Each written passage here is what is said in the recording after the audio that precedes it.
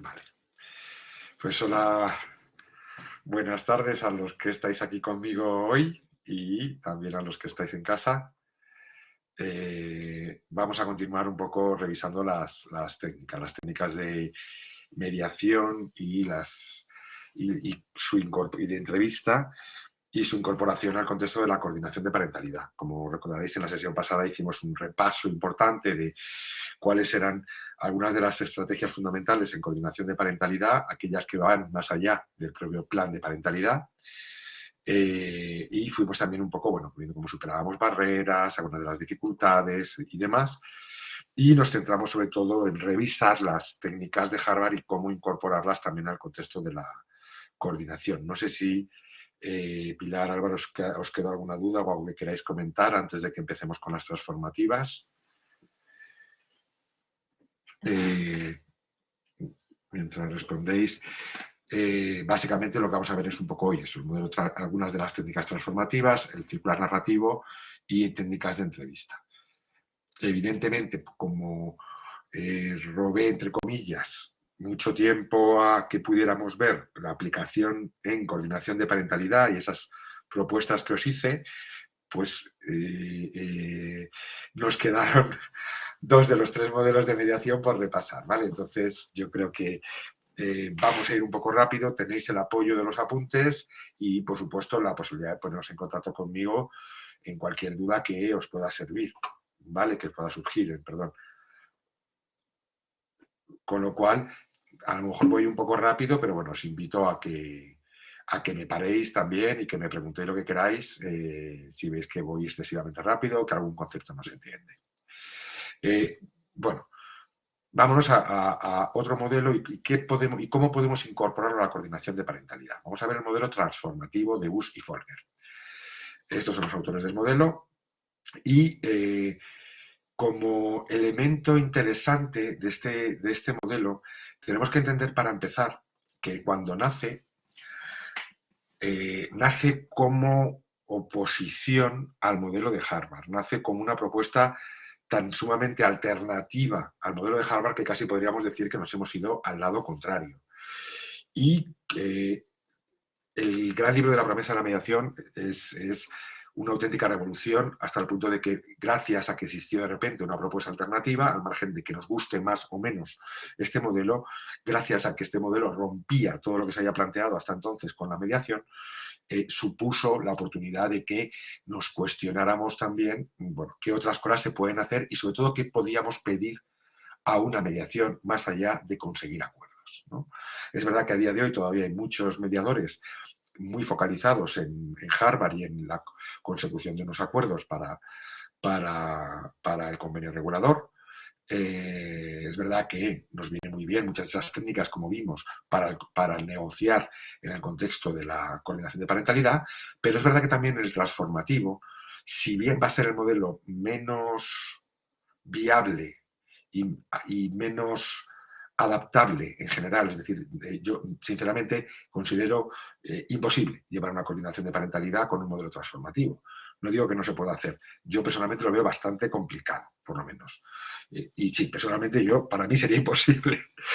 Sobre todo porque es verdad que el modelo se ha ido radicalizando desde mi punto de vista con los años en esa proclama de la autodeterminación de las partes. Como sabéis, la coordinación de parentalidad supone hay un peso mayor por parte del coordinador respecto al mediador y por lo tanto asume un mayor control del que puede asumir un mediador transformativo, ¿no? Pero como tal, a mí me gusta plantear los modelos viéndolos por separado, pero entendiendo la idea de cómo puedo incorporar yo esto, no a rajatabla, cosa que cualquiera de los autores de los modelos te dicen, no, si quieres utilizar el modelo tiene que ser de principio a fin. Bueno, ellos dirán misa cantada, pero a nosotros lo que nos interesa es, vale, ¿qué me puedo llevar yo a mi práctica como coordinador de parentalidad? ¿Vale? Para empezar, hay un elemento que, fijaos, ya cambia el foco. El foco ya no está en el acuerdo, el foco está en el cambio de la interacción de las personas, de sus interacciones en situaciones de conflicto, ¿no? Y eso, para empezar, ya nos interesa bastante, porque finalmente nos marca un objetivo diferente. No es, por eso os decía el otro día, conseguir un plan de parentalidad con normas, pautas, acuerdos 1, 2, 3, punto 1, punto 2 y punto 3. Necesitamos que la coordinación sirva para cambiar la interacción de esa expareja, de esos progenitores, en su vida cotidiana, porque el coordinador debe desaparecer, antes o después, ¿no? Entonces, para empezar, ya insisto, ese foco va a ser importante. Si mi foco está puesto en mejorar la interacción, va a haber otras cosas, además de llegar a acuerdos, que yo voy a promover. Básicamente, voy a promover un cambio en la comunicación, en la forma de comunicarse. También una cosa que para mí fue fundamental de este modelo es que se centraron en, por un lado, en qué ocurría a nivel, podríamos decir, emocional, aunque ellos no eran en esos términos, pero qué ocurría a nivel emocional en las personas en conflicto y cómo podrían salir de él, ¿no? Y así nos hablan de dos estados. Dicen un estado que ellos llaman de debilidad, ¿vale? Y otro estado de ensimismamiento. Debilidad respecto a uno mismo, es decir, el conflicto nos deja medianamente superados y eso fortalece el que yo me centre en mí mismo en lugar de centrarme en el otro, ¿no? Cuando siento una amenaza, mi tendencia natural es a protegerme yo, con lo cual pongo ahí el foco y además empiezo a interpretar y a dejar de ver al otro y a interpretarle en términos negativos, ¿no? Y el objetivo sería facilitar que esas personas superen esos estados y se dirijan a estados de fortaleza, luego aclararé a qué se refieren con el concepto de fortaleza, y de apertura al otro. Con lo cual van a hablar para ello de dos conceptos. No sé si veis el puntero. ¿Veis el ratón cuando yo lo muevo? ¿O tengo que dar a esto? No. Vale. ¿Y ahora? No, ahora tampoco. Ahora sí, bueno, lo he conseguido, mira, gracias. Vale, entonces, lo que nos dicen es, para superar el estado de debilidad y llegar al estado de fortaleza, vamos a buscar la revalorización. Es decir, vamos a buscar formas en las que la persona conecte con sus capacidades, logros, deseos, intereses, es decir, todo aquello que me ayude a conectar, a saber qué quiero, cómo lo quiero y de qué forma, todo lo que me ayuda a aclararme, me va a hacer sentirme más fuerte, de alguna manera, ¿no? Todas mis verbalizaciones negativas respecto a mí mismo van a fortalecer mi debilidad y todas las verbalizaciones en la línea del me veo capaz, siento que puedo. Ya veréis cómo eso está muy vinculado con lo que luego vamos a ver en la entrevista motivacional como diálogo de cambio, ¿no? En este caso, diálogo de cambio respecto a uno mismo. Pero también nos dicen esos autores, también hace falta salir de ese estado de ensimismamiento, que desde mi punto de vista, esto es una aportación, es un estado de autoprotección, a reconocer al otro, a ver al otro. Y para eso vamos a ir también nosotros profesionales en busca de posibles reconocimientos no forzados del uno al otro, ¿no? Con lo cual va a requerir eso que en narrativa vamos a llamar la doble escucha. El poder escuchar lo que están planteando, a veces en términos de debilidad y ensimismamiento, críticas al otro o verse incapaces, pero yo voy a rescatar, si tengo el oído atento y voy más allá del acuerdo, voy a descubrir revalorizaciones y reconocimientos que ellos señalan y que nosotros tenemos que subrayar para que tomen conciencia de lo que a veces sin darnos cuenta estamos diciendo, ¿no? Yo señalo, por ejemplo, que yo qué sé, no sé qué decir. Imaginémonos, Sara, voy por ti. Sara ha entrado hoy más tarde a clase. Es verdad que luego está hiperatenta a todo lo que planteo y demás, pero hoy ha llegado tarde. Imaginémonos ese tipo de discurso. Está muy cargado por la negatividad, sin embargo, entre medias, yo he colado algo que a mí puede ser interesante, porque hay un reconocimiento a Sara, ¿vale?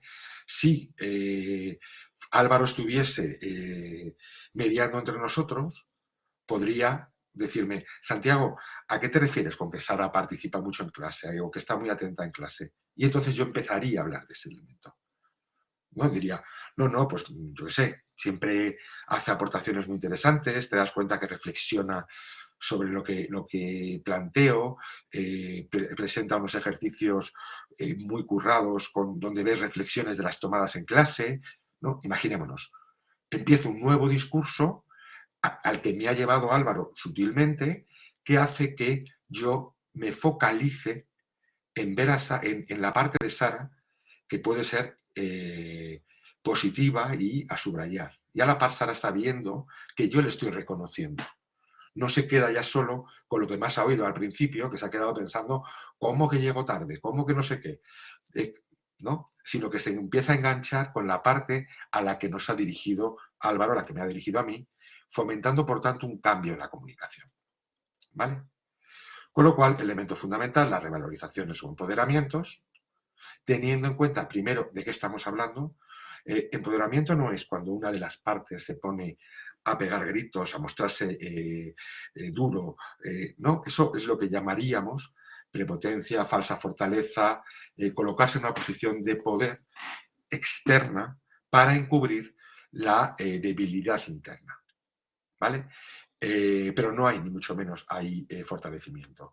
Fortalecimiento tiene que ver con el sentimientos de valorarme positivamente a mí y considerarme eficaz para resolver estas situaciones que se están dando, o para educar a mis hijos, o para ponerme de acuerdo con mi expareja, ¿no? Es todo lo que tiene que ver con la confianza en mí mismo, con mi seguridad, con todo lo que supone mi capacidad para tomar decisiones, mi autonomía, sentirme que tengo un espacio que yo defiendo como propio, que para mí es importante, ¿no? ¿Cuáles son mis objetivos? ¿De qué recursos cuento? ¿Qué opciones? Con lo cual, fijaos que cuando ayudamos a los progenitores a escucharse a sí mismos, manteniendo un discurso de me veo capaz de hacerlo, puedo hacer esto, tengo estas alternativas, ¿no? Buscamos con nuestras intervenciones que ellos piensen y busquen sus recursos, ¿vale?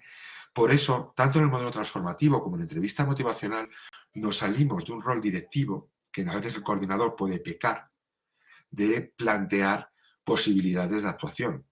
Vamos a ir detrás de ellos en qué cosas crees que son buenas para tus hijos, qué crees que le puede ayudar a sentirse mejor, cómo podrías tú hacerlo, ¿vale? Fijaos el tipo de preguntas que va en busca de que ellos sean los que vayan encontrando los recursos adecuados, las vías adecuadas y la confianza en sus propios criterios. Con lo cual, ¿cómo lo conseguimos? A menudo ayudándoles a identificar todos esos temas que se planteaban, por ejemplo, en Harvard, ¿no?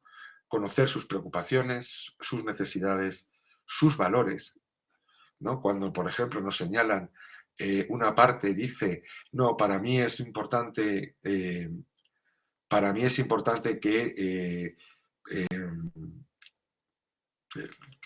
seamos el que transmitamos unos buenos valores a mis hijos, ¿vale? Eso va a ser para mí una frase que dice la persona que yo necesito subrayar, ¿vale? Y a veces lo que vamos a hacer es ir en busca de eso, de a qué te refieres, por qué es para ti importante que tus hijos vean en vosotros un buen modelo, ¿vale? Fijaos que tiro de la pregunta. Mi objetivo es que la persona se coloque en su propio valor. Me diréis, pero eso es un valor obvio, es un valor muy bonito. Incluso puede ser dicho por deseabilidad social. A lo mejor no lo piensa, no lo siente o sigue tal. A mí me da igual. Tú lo expresas, háblame de ello. Focalízate ahí. Entonces, el profesional, el coordinador, focaliza la atención y le dice, háblame, dime tú por qué crees que ese valor que tienes es bueno para tus hijos. Dime cómo puede ayudar a tus hijos. ¿Qué beneficios tiene? ¿Vale? Fomenta un discurso que a nosotros nos interesa que ellos escuchen. ¿Vale? No vamos en busca de información para nosotros, vamos en busca de que se escuche a sí mismo diciendo, sí, tenemos que cuidar qué le decimos a nuestros hijos para que no se vean dañados. Se lo podría decir yo, es evidente que, pero a mí lo que quiero es que se escuchen ellos, ¿no? Y yo creo que parte de este modelo iba en esta línea, sobre todo en las primeras propuestas, ¿no? Ir en busca, como profesional, de esos empoderamientos que les van a ir fortaleciendo para seguir adelante, ¿no? Fomentar, por ejemplo, como veis en los ejemplos, que expresen sus vivencias. Paco, ¿qué significa para ti esta situación y cómo la vives? Ayudarles a que identifiquen sus intereses, objetivos y metas. Ana, ¿qué te gustaría conseguir aquí? Dar fuerza cuando hay terceros que están influyendo demasiado y demás. Hay un momento en que uno pierde la voz propia, ¿no? Y es que mi abogado me ha dicho que no sé qué y no sé cuántos y mis padres me han dicho que desconfíe, que tal, que cual. Muy bien. Eso te ha dicho tu abogado, eso te ha dicho tus padres, ¿vale? ¿Y cuál es tu opinión sobre este tema? Hablemos desde ti. Con lo cual es fortalecer que pueda tener una voz propia. Y en muchas ocasiones surge, cuando te dicen eso, dice, a ver, vale, yo les entiendo, pero en el fondo a mí no me interesa estar en conflicto con Ana. Ah, qué curioso. Ujú, muy bien. ¿No? Subrayamos para que se escuche. Incluso se lo devolvemos. Vale, entonces si he entendido bien, Paco, tu familia te dice una cosa, tus abogados te dicen lo mismo, pero tú realmente, lo que tú realmente deseas sería mantener una buena relación con Ana por el bien de tus hijos. Sí, vale, se está escuchando, ¿vale? O en muchas ocasiones rescatar algo de lo que han dicho que incluya empoderamientos, nos vale también para reconocimientos, y que ha pasado muy rápido de largo, como os decía. ¿No? Y entonces nosotros subrayamos, es como vamos ahí, como si apuntáramos con un dedo de, oye, disculpad, perdonad, Paco y Ana, he entendido bien que cuando ambos os sentís más capaces, he entendido bien que ambos os sentís más capaces de llegar ahora a un acuerdo de lo que os sentíais antes. Ajá. ¿Y a qué se debe? ¿Qué es lo que estáis viendo? ¿No? Fomentamos ese diálogo para que aparezcan esos empoderamientos. Respecto a los reconocimientos, básicamente es lo mismo, pero en relación al otro. Es el tomar conciencia de lo que de lo que el otro es, hace y aporta, también de positivo. ¿Vale? Es superar ese ensimismamiento y ver que el otro también está haciendo cosas, el otro como genérico. Está viendo cosas, está haciendo cosas y demás, ¿no? A veces podemos hacer reconocimientos incluso a partir de miradas de sorpresa y de satisfacción, ¿no? Eh, Berta dice algo positivo de Pilar, o Berta hace un comentario, vemos que Pilar se sorprende positivamente y ahí podemos ir en busca de Pilar, ¿no? Es decir, Pilar, veo que te ha sorprendido lo que ha dicho Berta, ¿qué te gustaría señalar? ¿No? Y Pilar nos puede decir, mira, no me esperaba yo que Berta reconociera que yo tal y cual, ¿no? Con lo cual, el ir en busca de reconocimientos supone superar esa concentración en el yo clásica del ser humano, sobre todo cuando estamos en estados de autodefensa, e incluir la perspectiva del otro, facilitar que podamos ver al otro, ¿no? Verle de una manera distinta y superar esas visiones previas en las que me he instalado de que el otro viene en una actitud negativa, ¿no? Fijaos algunos ejemplos, una vez más. Uno, el primero, facilitar que la persona detecte, reflexione y pueda reconocer un cambio del otro, ¿no? O sea, no nos basta solo con que lo detecte, sino que piense sobre ello e incluso pueda exponérselo a la otra persona, ¿no? Entonces, ahí es un ejemplo. Ana, hasta ahora desconocías lo que Paco te está contando. ¿Cambia de alguna manera tu forma de verle? Con lo cual, ahí permite decir, pues mira, sí, no esperaba esta actitud de Paco y me gusta ver que realmente su preocupación es el bienestar de los niños. Tira de tu picado. Dos, otra forma es focalizar la atención en los aspectos negativos. Y eso sí, nos dicen los autores, y yo lo comparto, no significa negar los negativos. Hay una mala actuación profesional que a veces intenta exalzar exageradamente algo tan nimio, negando todo lo negativo que hay, que las personas no se sienten reconocidas en ese resumen, ¿no? Si están, entonces, a veces es recogemos lo negativo, pero subrayamos lo positivo. ¿Vale? Entonces, Antonio, aunque dices que chocas con Juan por la forma de dirigirse a ti, subrayo, o sea, no, perdona, no niego, reconozco que Antonio está diciendo que choca con Juan por la forma en la que Juan se dirige a él, señalas, Antonio, que como profesional es un gran trabajador. Y ahí hago la pregunta, entre comillas, pregunta trampa, pregunta que invita a focalizarse en eso. ¿A qué te refieres con un gran trabajador? ¿No? ¿Me puedes explicar algo más en ese sentido? ¿Puedes contarme algo más? ¿No? Fijaos, casi asumo un papel de tonto, como de cuéntame, que yo esa parte no la conocía. Entonces la persona se focaliza ahí y te empieza a verbalizar lo que van a ser reconocimientos y en entrevista motivacional, diálogo de cambio. Y en un momento dado, aunque estas técnicas, la última, ha sido rechazada posteriormente, ya os decía que se han vuelto un poquito más radicales, en su visión, desde mi punto de vista, en la promesa, por ejemplo, sí figuraban técnicas de este estilo, ¿vale? Actuaciones de este estilo, que es valorar el efecto de y animar a hacer público un reconocimiento admitido en caucus. Es decir, en una sesión privada, Ana te ha dicho que Paco es un gran padre, ¿no? Y te lo dice en sesión privada. Dice, a ver, mira, Santiago, si yo te voy a decir una cosa, si es que Paco es un gran padre. Vale. A mí me dice eso y entonces yo puedo plantearle, oye, ¿y cómo crees que puedes sentarle a Paco escuchar de tu boca que realmente consideras que es un gran padre? ¿Puede ser importante para él? Y a la par, ¿qué consecuencias podría tener para vuestra relación que él vea ese reconocimiento por tu parte?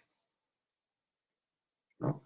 Porque todo esto son preguntas que os lanzo así todas rápidas, pero que en realidad vamos dejando que la persona piense, reflexione y vaya respondiendo, ¿no? Y en un momento dado puedo incluso dejarle abierta la puerta sin presionar a ¿y crees que sería bueno cuando nos volvamos a juntar que en algún momento le expreses esto a Paco? Si se anima, ¿vale? Tenemos un reconocimiento ya ahí, preparado para que se produzca, que puede ser muy positivo. También puedo decirte, mira, yo no lo sé. O, mira, en un principio no. Vale. Ni siquiera el no significa que no lo vaya a hacer, porque en su mente va a quedar la idea. ¿Vale? Hemos hablado del tema, el mediador ha colocado ahí la mirada y hemos mantenido un pequeño diálogo al respecto de uno, que Paco es un buen padre, que ella lo admite y que quizás sería bueno que Paco lo supiera. ¿Vale? De hecho, a mí me ha ocurrido en muchas ocasiones que me han dicho que no lo van a decir y luego ya y lo sueltan. Que es como, vale, o sea, la idea se ha quedado en su cabeza de alguna manera. Álvaro, ataca. Sí, a ver, un poco en todo en base a lo que estás poniendo, lo que aparece en los apuntes y referido a la revalorización, el reconocimiento, fortalecimiento, creo que me parecen como estrategias como que pueden ser, y todo el tema de las preguntas que se están planteando, creo que pueden ser estrategias muy útiles a la hora de buscar un poco una movilización, un cambio de posturas, de posiciones en relación al conflicto o a la visualización de los menores en relación a los padres, ¿no? Entonces, desde ahí me choca un poco con el planteamiento inicial que has dicho, el hecho de que este modelo pueda ser, a ver si te he entendido bien, un poco en relación a ello, como difícil de asumir desde la figura de corredor de parentalidad. Lo entiendo en lo que querías transmitir de que es un modelo poco directivo o que no pueda ser un modelo único para llevar a cabo, sino que se tenga que complementar de otra manera quizá más directiva. No sé, es un poco esa la idea. Sí, voy por ahí.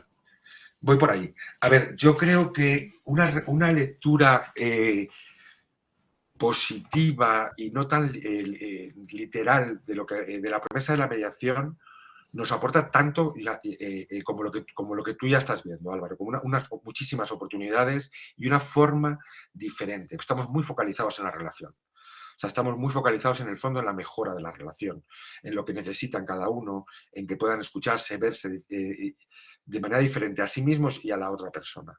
Entonces, en ese sentido es muy positivo. El problema es que han ido yendo es el modelo menos directivo de todos.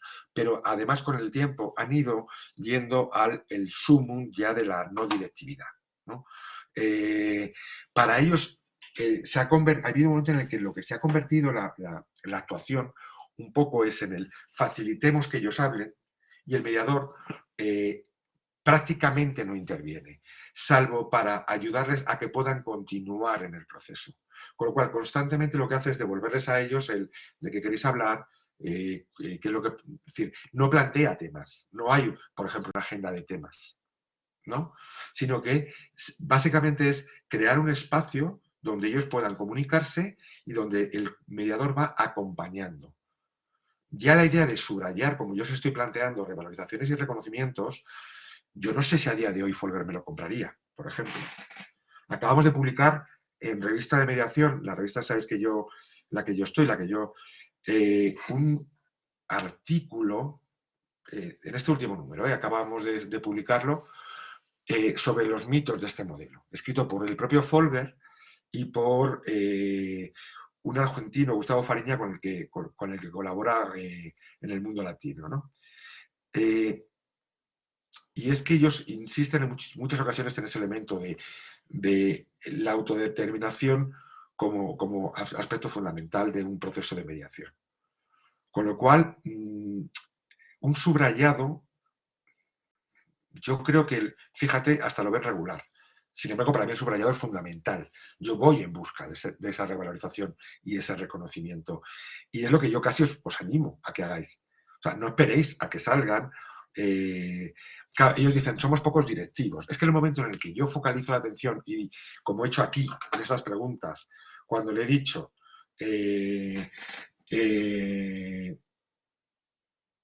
has dicho esto, pero también has comentado que es un buen trabajador, háblame de eso. Cuando yo estoy diciendo háblame de eso, en el fondo estoy dirigiendo. ¿Vale? Con lo cual ellos empezaron a anular incluso ese tipo de intervenciones. Hasta el punto que, no recuerdo en qué libro, Bush sí que dijo, no, es que hay cosas que yo hice en la promesa que yo realmente entonces no era tan transformativo. Fíjate, el gran libro de la transformativo. Y entonces, claro, ponía ejemplos donde tú veías que iba en busca de algo. Y era como, esta, si no me equivoco, era, de hecho, yo creo que esta última que os he dicho, esto era muy parecido, medio copiado el ejemplo de un ejemplo que ponía Bush, donde dices, a ver, que aquí no hay directividad. Entonces, llevarlo como lo plantearon a ellos de principio a fin es complicado. Y, insisto, más una coordinación de parentalidad, que no te he contestado a eso, Álvaro, por lo siguiente, porque recordemos, es decir, nosotros podemos fomentar que ellos se vayan entendiendo, tal. Mientras ellos vayan avanzando y vayan comunicándose, vamos muy bien. Pero, ¿qué ocurre si no avanzan? ¿Qué ocurre si se posicionan en algo que sabemos que es negativo para los niños?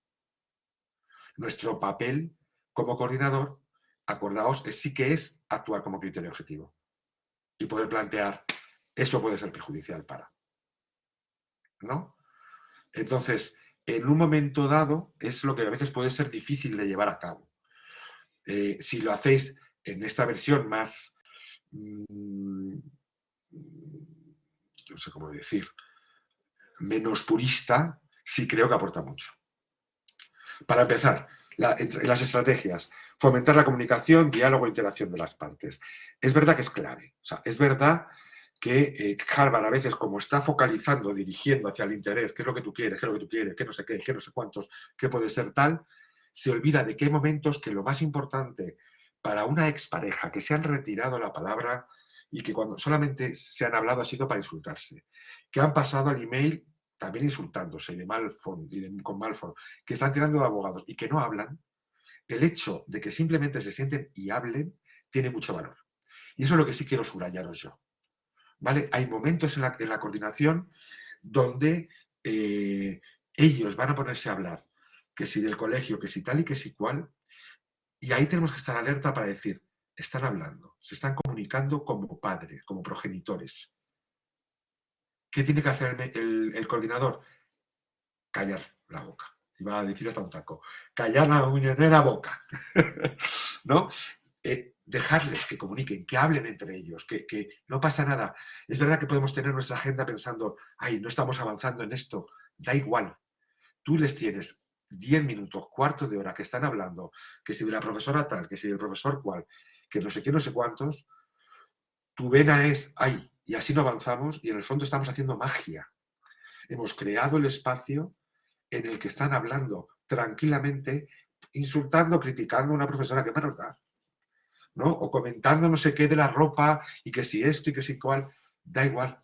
Y de hecho, a mí me gustaba muchísimo, cuando hicimos el piloto, por ejemplo, no lo hacíamos en nuestros despachos, sino que lo hacíamos, nos cedían un despacho en un centro de apoyo a la familia.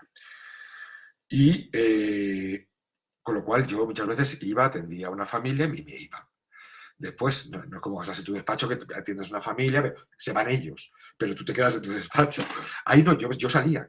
Entonces, pues lo típico, acabábamos una sesión, ellos se iban, yo acababa de comentar y organizar agenda con los compañeros y saludar a los compañeros, muy majos y tal, y cuando salía, a lo mejor habían pasado 10 minutos, cuarto de hora, y les veía afuera tranquilamente charlando, que estaban hablando de temas del cole, de tal y de cual. Y decías, ya está, esto es lo que estábamos buscando, en el fondo. Esta es la magia. Que puedan charlar como dos adultos progenitores que comparten unos hijos en el tema de, no, mira, si vas a ver a tal, mejor vete los martes porque es que cuando está la PTSC, que es la que te va a atender y lo que no sé qué, ese tipo de historias, ¿vale? Eso es mágico. ¿Qué es lo más difícil? Es verdad que el siguiente punto es fomentar la autodeterminación, ¿no? Darles el control del proceso. Va a ser más complicado. Hay momentos donde tenemos que asumir el control nosotros. Yo creo que os va a costar manteneros todo el tiempo, dejando que sean ellos quienes vayan marcando todas las sesiones y porque va a haber temas que vamos a necesitar abordar, ¿no? De cara incluso al informe inicial, por ejemplo, Álvaro, tú tienes que hacer un informe inicial con unos planteamientos ya de qué aspectos vas a trabajar, qué tal y qué cual. Que siempre existe la forma de hacerlo más transformativo, diciéndole, mira, chicos, yo sería interesante que marcáramos ya lo primero, una serie de objetivos que nos vamos a plantear aquí. Venga, ¿cuáles serían los tuyos? Ana, ¿cuáles serían los tuyos? Paco, y que nos lo vayan dando. ¿Vale? Eso también vale. Con lo cual, a lo mejor no puedo estar todo el tiempo en esa actitud, pero sí puedo fomentar mucho esa actitud. Y la tercera gran estrategia es lo que ellos llaman la microfocalización. Y la llaman así como contraposición a la focalización en el acuerdo de Harvard. Ellos lo que dicen es, cuando estás tan focalizado en el resultado y en el acuerdo, no te fijas en los detalles. ¿Cuáles son los detalles que me interesan? Esas frases, esos comentarios, ese gesto de uno cuando la otra ha hecho no sé qué, ¿no? Y nos interesa focalizarnos en la comunicación, la mirada siempre puesta a, por ejemplo, yo he visto que está un mediador hablando una parte y está pendiente de lo que habla esa parte sin ver el efecto que genera la otra parte. Es como de, pero... Entonces, lo normal es que yo estoy escuchando una parte, pero cada 2 por 3 hago, claro, en pantalla no lo vais a notar mucho, ¿no? Voy a hacerlo más radical, voy a suponer que estén aquí las dos personas, ¿no? Yo estoy escuchando a Ana y aquí está Paco, ¿no? Y entonces yo voy escuchando a Ana, pero voy viendo, de vez en cuando, voy viendo una pequeña mirada a Paco para ver cómo responde Paco a los comentarios de Ana, ¿no? Tanto cuando lanza un comentario negativo como cuando lanza uno positivo, ¿no? Y todo eso es ese trabajar, el aumentar la concienciación, que ellos vayan viendo, de alguna manera, el verse a sí mismos y al otro de una manera distinta, va aumentando el colocarse en un lugar distinto. Fijaos que las técnicas son mínimas, porque como constantemente lo que hacen es fomentar el diálogo y retirarse, básicamente, y entonces, técnicas transformativas, compartidas con todos los demás modelos, la escucha activa, evidentemente. Y fijaos, os incluyo los silencios y la retirada. Y os lo incluyo como técnica porque a menudo, sin embargo, el estar en silencio a los profesionales nos pone nerviosos. Sentimos que no estamos haciendo nuestro trabajo. Si las partes llevan hablando, los progenitores llevan hablando 20 minutos, pensamos que no estamos trabajando, cuando en realidad lo que hemos hecho es crear el contexto que ha permitido que ahora ellos puedan hablar durante 20 minutos sin que el mediador participe. Y cortar el diálogo, si es un diálogo sano, es lo peor que puede hacer un mediador. Por más que quiera de repente saber, oye, ¿y quién es Menganito? Oye, ¿y a qué te refieres con? Si no aporta, la mejor técnica, la primera técnica es el silencio, el cállate. ¿Y a qué me refiero con retirada? Hay un punto en el que tu propio cuerpo fomenta ese paso atrás para que ellos acaben más mirándose el uno al otro y hablando entre ellos. ¿Vale? No tienen que ver al mediador. Entonces, a mí me pasaba cuando venían los alumnos de prácticas que yo de repente, claro, me acuerdo de una que no le había avisado y era un tema de menores infractores, estaban los dos hablando y en un momento dado ya estaban manteniendo un diálogo normalizado, ¿no? Y entonces yo empiezo a hacer la retirada, que empiezo a hacer así, empiezo a bajar la cabeza y a mirar como a otro lado, ¿sabes? Pero no de una manera tal, sino... y empiezo a tirarme el cuerpo un poquito para atrás, ¿vale? Es como que estoy desapareciendo un poquito de su campo de visión. Ellos siguen hablando. Bueno, pues esta alumna se me había olvidado avisarla y ella estaba así. Como si fuera un partido de tenis, que es como, chiquilla. Claro, tienen que no verte. Porque entonces es verdad que se abstraen del mediador y mantienen una conversación normalizada. ¿Vale? Entonces, básicamente, silencio y la retirada. Promover preguntas de interacción. Y va a ser lo fundamental de este modelo. Es verdad que incluyen el reflejo y el resumen, solo cuando la comunicación se corta y permite la interacción del mediador. Pero en sus niveles extremos, ellos llevan a que efectivamente mientras ellos hablen, el mediador no dice ni mu. Y es cuando acaban, cuando, si ha sido algo breve, hace un reflejo, o si es algo más largo, incluye un resumen. ¿Vale? El resumen, ya sabéis, vais recogiendo todo aquello que se ha ido diciendo como elemento fundamental en esa conversación, con lo cual demostráis que no es que estuvierais mirando para abajo pensando en he comprado la leche o no he comprado la leche, tengo que comprar yogures, me falta el queso de sándwich y pan quedaba o no. ¿No? Es decir, que no, que estáis metidos, simplemente estáis dejando que ocurra la conversación. Cuando acaban ellos es cuando se les dice, a ver, entonces, a ver si lo hemos entendido bien, lo que tú planteas, Ana, por un lado es esto, lo que tú comentas, Paco, es esto, os preocupa a los dos esta historia y creéis que tal. Y a partir de ahí se hace una revisión. Esa revisión, ¿he entendido bien? Sí. ¿Bien? Vale. Si algo no se ha entendido, ahí sí puedo hacer una clarificación. Cuéntame. Cuando planteas esto, sobre todo, no porque yo no me haya entendido. A mí me da igual. Si la otra persona se ha enterado, me vale. Pero si yo noto que la otra persona no se ha enterado, sí puedo solicitar una clarificación en ese momento. Y más simplemente, oye, perdona, no sé si yo te he entendido a qué te referías con X, con el tema que sea, ¿no? Y el reflejo es el que a mí me parece como técnica más interesante, sinceramente, bueno, aparte de, insisto, de los silencios y la retirada, que creo que pecamos mucho de no aplicarlas nunca. Pero el reflejo sí me parece muy interesante. Ellos, en esta versión más radical, últimamente utilizan el reflejo también en cosas negativas. Básicamente el reflejo consiste en repetir lo que la persona ha dicho, mirando a la persona que lo ha dicho como devolviéndoselo, como si fuese haciendo un efecto espejo. ¿Vale? Y ellos lo hacen incluso, por ejemplo, si, imaginémonos, Paco dice, Ana, eres una hija de la gran puta. Y entonces el mediador mira a Paco y dice, Ana, eres una hija de la gran puta. Y se calla. Lo que le está diciendo en el fondo el mediador es, decide qué quieres hacer con esto. Estas son tus palabras. Esto es lo que tú has dicho. ¿Quieres mantenerlo? O sea, es una forma de decir, ¿quieres mantenerlo? ¿Quieres anunciar una matización? Puede ser que te diga, pues sí, que es una hija de la gran puta, o puede ser que te diga, a ver, lo que quiero decir es, vale, lo que quieres decir es. Entonces ahí sí. A mí personalmente me parece muy salvaje. O sea, a mí el reflejo me parece especialmente significativo y positivo cuando evidentemente incluye una revalorización o un rendimiento. ¿No? Si Paco, en lugar de decirle, eres una hija de la gran puta, le dice, si yo sé que te preocupa, que estás preocupada por los niños, yo puedo ahí hacer un reflejo diciendo, yo sé que te preocupa lo que le pasa a los niños. ¿Por qué? Porque esa frase sí me interesa.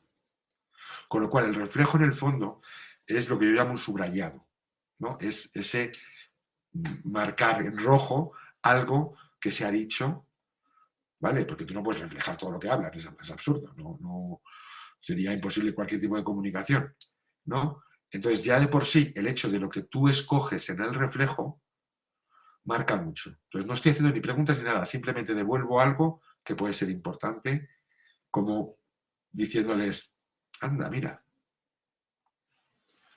¿vale? ¿Me seguís? Berta.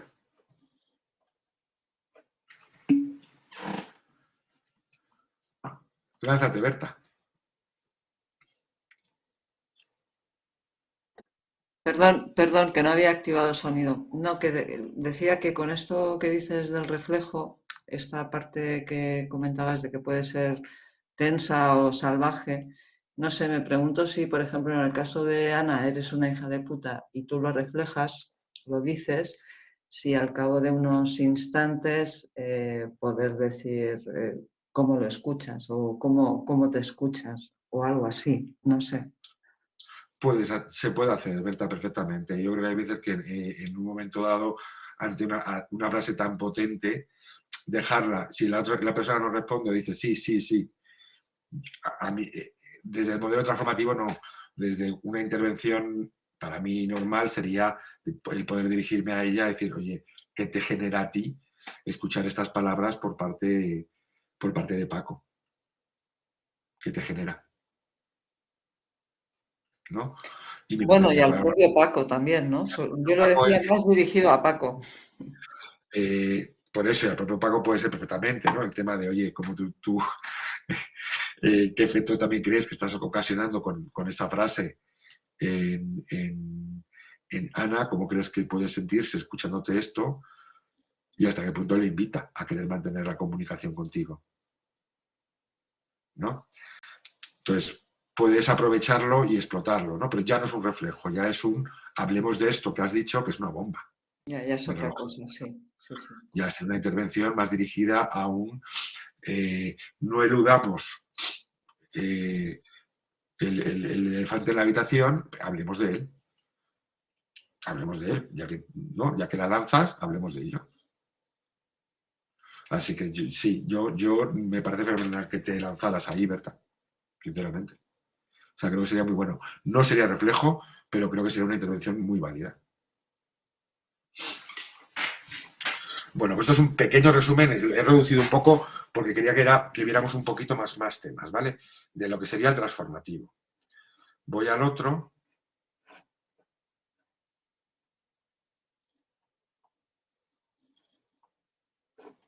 Vale. Vale. ¿Veis ya el nuevo? Vamos a ver ahora las técnicas narrativas, ¿vale? También lo he abreviado un poco, porque es que si no, no nos daba tiempo. Como sabéis, me gusta siempre hacer mención a los autores. El modelo más conocido en España y en el mundo latino es el modelo, la propuesta de Marinés Suárez a partir de las propuestas de Sarah Cobb, porque son los que están traducidos en castellano, básicamente. A mí personalmente me gustan mucho, pero solo están en inglés, con lo cual requiere, por tanto, un esfuerzo considerable. Me gustan mucho las aportaciones de Winsley y Monk, primero porque estos autores empezaron trabajando en el contexto terapéutico con la terapia narrativa y según fueron trabajando en el ámbito de la mediación, fueron adaptando todo aquello que conocieron de primera mano de los autores del modelo narrativo, lo fueron llevando al ámbito de la mediación. ¿Vale? Tienen 3 libros que son maravillosos. Pero toca, eso sí, a quien le interesa leerlos en inglés. En castellano, Sarah Cobb sí que ha llegado a publicar su último libro, pero que no es muy de mediación, y es un libro muy denso, muy denso.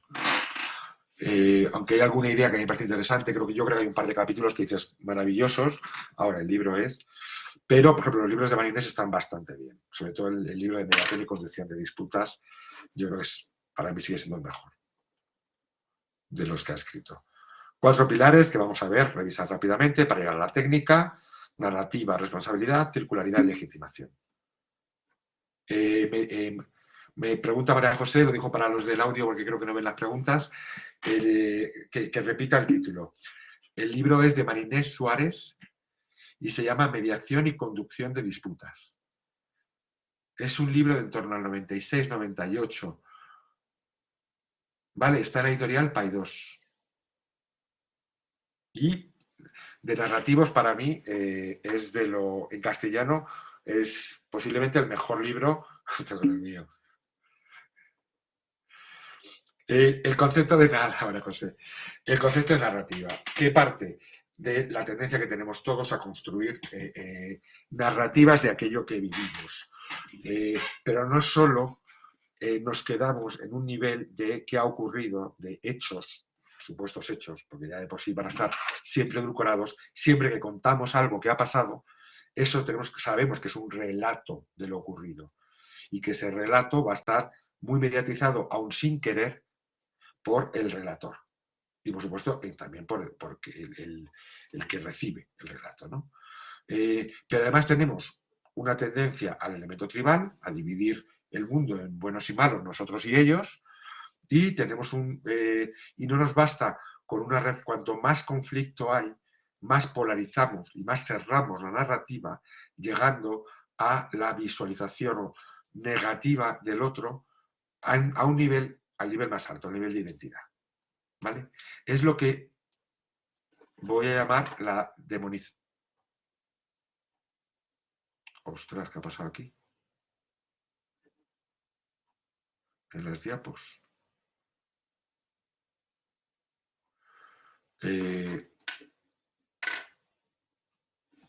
A ver, es que antes he retocado porque estaba cortando y de repente me aparecen aquí diapos del transformativo y en cambio veo que me falta... Ah, no, aquí no. Ah, vale, no. Vale, no, es el aviso. Uf, qué susto, vale. No, perdonad, es en el visor porque tengo los dos documentos abiertos. En el visor, disculpadme. Bueno, entonces la tendencia que tenemos es a la demonización del otro y demás. Cuanto el conflicto es más negativo, y fijaos en una expareja de las que estamos hablando de coordinación de parentalidad, es una expareja con un largo histórico. Primero como pareja y luego como pareja que hemos llegado a demonizarla por completo, ¿no? De tal manera que acabamos viendo el mundo así, ¿no? Mi mundo y su mundo. Y donde yo veo en mí heroicos aventureros, veo en ti brutales invasores. Donde veo en mí un noble pueblo, a ti en cambio te veo como atrasados salvajes. Y frente a mi gran religión, lo tuyo son sus supersticiones primitivas, ¿no? Es decir, todos, podemos decir, todos tendemos sin darnos cuenta a este tipo de discurso. Y cuanto entra el conflicto, en mayor medida, ¿no? Y además, para mantener ciertos niveles de conflicto, como los que sí vemos en coordinación de parentalidad, no podemos hacerlo si no deshumanizamos a nuestro rival, ¿vale? Por eso a mí esta frase de Jimmy Carter cuando recibió el premio, ya sabéis que Carter es uno de los... la asociación de Carter es una de las más importantes en mediación internacional. Cuando Jimmy Carter dijo esta frase que a mí me parece especialmente brillante: para que los seres humanos nos impliquemos personalmente en la inhumanidad de la guerra, antes nos es necesario deshumanizar a nuestros rivales. Por eso no existe guerra sin previamente una narrativa que va demonizando al otro, ¿vale? Cuando los alemanes no empezaron a meter a judíos en campos de concentración. El discurso de odio contra los judíos y la deshumanización del judío empezó muchísimo tiempo antes de la noche de los cristales rotos. No es que una noche dijeran, oye, a ver, ¿a quién podemos ir a romper cristales? ¿No? ¿A quién podemos ir a atacar? No, hay todo un discurso de odio que en este país somos especialistas, que va generando un caldo de cultivo que hace que, pues, que la gente acabe sintiendo odio y rechazo y deshumanice al contrario y vaya, por lo tanto, a partir de ahí a por él con el mayor de los desprecios del mundo porque te he convertido en un objeto, ¿no? Ese concepto de la demonización del otro es importante, porque las parejas han llegado en muchas ocasiones a ese nivel. Yo tengo una imagen angelical y tengo una imagen demoníaca de la otra persona. Y a ver, a gente así tan angelical, no somos ninguno. Y tan demoníacos, pues tampoco son tantos, ¿no? Pero eso es lo que vamos haciendo, básicamente, y eso es lo que va poniendo sobre la mesa el modelo narrativo. Como vamos construyendo una narrativa donde si antes mi queja era tú no atiendes, has traído tarde al niño, acaba convirtiéndose en te voy incluyendo, mirad aquí, perdonad, intención, a ver si consigo el cursor, te voy atribuyendo una intención. Has llegado tarde para jorobarme. Es decir, voy adivinando y atribuyéndote una intención negativa. ¿Vale? Porque en el fondo me odias porque eres una mala persona. ¿No? Con lo cual, partiendo de una conducta, primero, he juzgado la conducta, la llegada o no llegada tarde. He empezado a partir de ahí a ir incluyendo intenciones, sentimientos y finalmente identidad. ¿No? ¿Qué es lo que vamos consiguiendo con ello? ¿Y por qué llegamos a ese tipo de narrativa? Por un elemento fundamental. No nos gusta sentirnos culpables de nada. No somos responsables de nada. Tendemos a dar la vuelta a la tortilla e intentar siempre quitarnos desde pequeños, quitarnos la responsabilidad. ¿No? ¿Cuál es el efecto de ese quitarse la responsabilidad? Que a partir de ahí, desde ese espacio, me acabo convirtiendo en una víctima de la situación. Cuando tú oyes la narrativa de las dos partes, es que realmente se están colocadas como víctimas, como victimísimas. ¿Y qué ocurre? Que cuando estoy como víctima, estoy en, actitud de exigencia, actitud de merecimiento, yo me merezco, y de exigencia a ti, que eres tú quien tienes que hacer los cambios, eres tú quien tienes que hacer no sé qué, eres tú, ¿no? Entonces, con lo cual solamente me queda como, esta imagen no es mía, la encontré por las redes y me encantó la frase porque digo, refleja justo la idea que yo busco, ¿no? Solamente me queda rencor, con lo dañino que es, y limitación, porque como no depende de mí, no hay nada que yo pueda hacer para cambiar esta situación, ¿no? Y mi objetivo es todo lo contrario. Asumamos mi parte de responsabilidad para darme cuenta que hay muchas cosas que yo puedo hacer para cambiar esta situación. Con lo cual, el funcionamiento básicamente es ese. Ante cualquier choque, la gran pregunta que nos hacemos siempre es ¿quién es responsable? ¿No? Encontramos un vaso roto en la cocina. Seamos claros, no pensamos, ¿podré comprar otro vaso parecido a este? No. Pensamos, ¿quién lo ha roto? ¿No?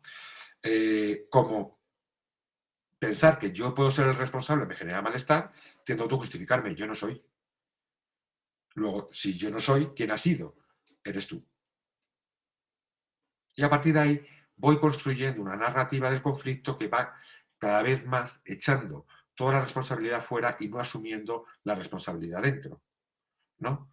Como además tenemos un sesgo de confirmación natural en el ser humano que nos lleva a buscar pruebas a favor y a omitir las pruebas en contra de mías, sin darme cuenta, no con mala fe, a veces con mala fe, pero otras veces, ¿qué acaba ocurriendo? Que voy llegando a una nueva narrativa de autoengaño donde para mí es válida porque me deja en un buen lugar. Yo soy el bueno y tú eres la mala. Y claro, el problema es que toda narrativa tiene una moraleja, ¿no? Finalmente, si la moraleja es Menganito es un traidor, ¿qué va a determinar mi narrativa? Va a determinar la posición, la famosa posición harvariana. Por eso cuando yo digo que Menganito se merece un castigo, ¿en qué me estoy basando? ¿Por qué se merece un castigo? Porque es un traidor. ¿Y cómo llegas a esa conclusión? En mi narrativa de lo que ha ocurrido, donde yo soy buenísimo y mira lo que ha hecho Menganito. Y como yo soy buenísimo, yo también me merezco, mi posición es que yo me merezco una compensación, ¿no? Entonces, fijaos como detrás de toda posición va a estar siempre una narrativa cerrada. Cuanto más la posición más cerrada es, más cerrada la narrativa previa. Y el problema de una posición es que además me coloca con una expectativa de futuro. O sea, si Menganito es un traidor, no puedo fiarme de esa persona porque es traidora. No puedo bajar la guardia, debo desconfiar. Con lo cual estoy así, ya de uñas, ¿no? Gracias a la narrativa que yo he llegado, que me deja muy bien. Acordaos cuando vimos esto en la primera parte de la pareja, en el fondo funciona igual. ¿Os acordáis cuando vimos esto en la fase de separación?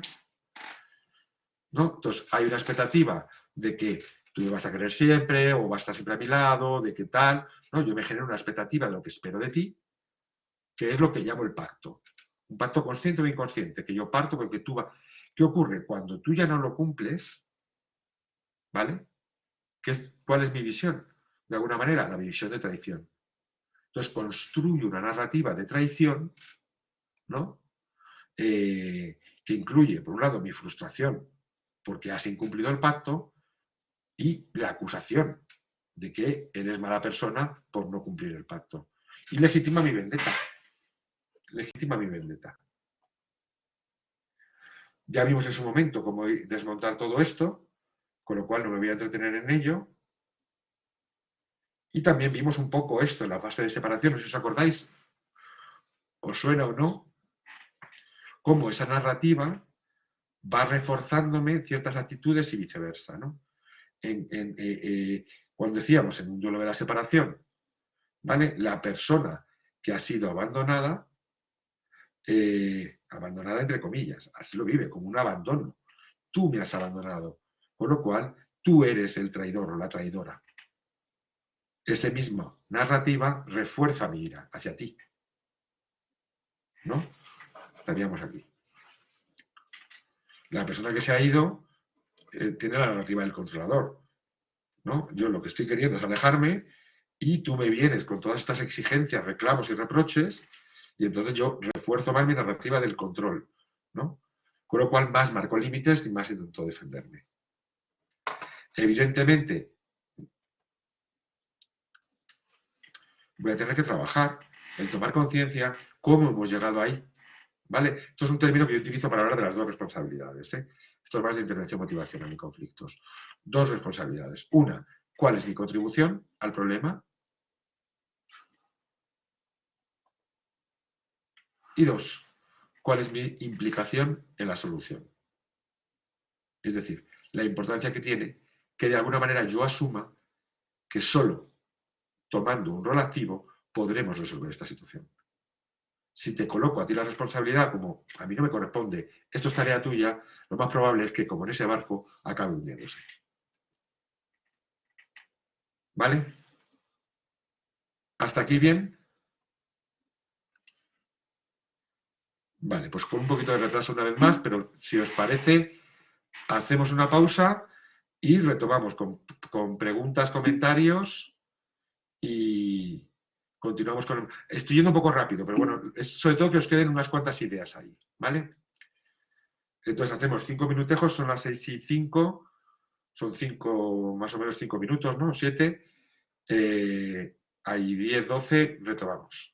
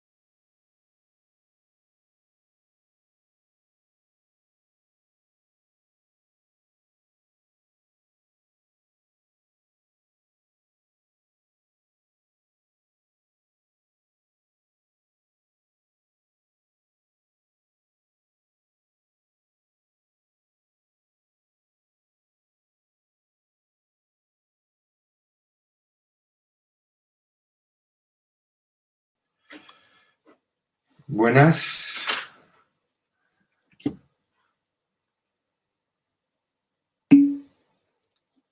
Bueno, ya está aquí Sara.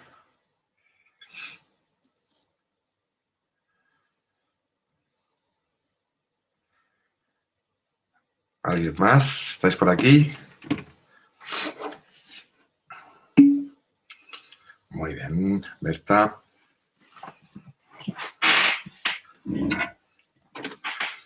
Bueno, mientras se van reincorporando María José, Pilar y Álvaro, ¿dudas o comentarios?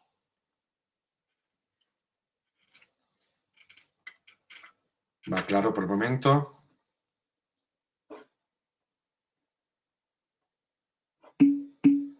Venga. Muy bien. Pues seguimos. Vamos con el tercer punto del modelo, que sería la circularidad. Fijaos que os decía justamente en el punto anterior que necesitábamos